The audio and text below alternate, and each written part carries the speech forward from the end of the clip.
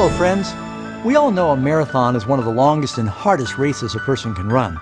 But did you hear about the ultra marathon they used to have in Australia? It was 544 miles from Melbourne to Sydney. It attracted as many as 150 world-class athletes. But then something happened that no one would ever forget. In 1983, a 61-year-old potato farmer named Cliff Young decided to enter the race. People were very amused because he had on rubber galoshes over his boots. And when the race began and all the runners took off, sure enough, old Cliff was left behind, shuffling along very slowly, but he was shuffling very persistently.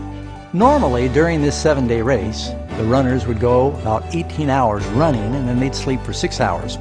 But nobody ever told Cliff that.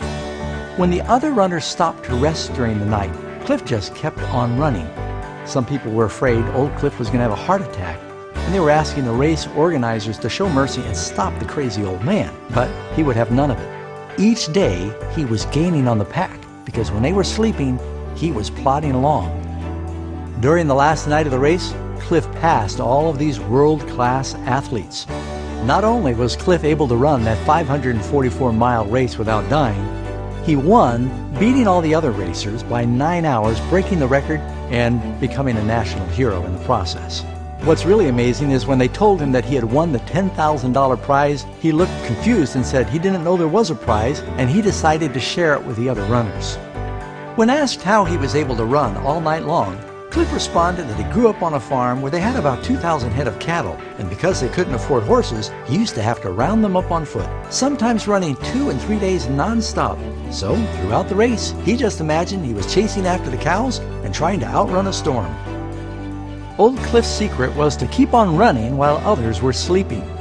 You know, the Bible tells us that the race is not necessarily to the swift. Something like Aesop's parable of the tortoise and the hare. The tortoise just kept on plodding along.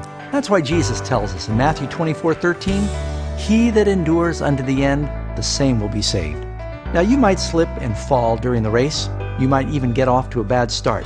But in the Christian race that we run, the main thing is you want to finish well. Keep on running, friends, and don't give up.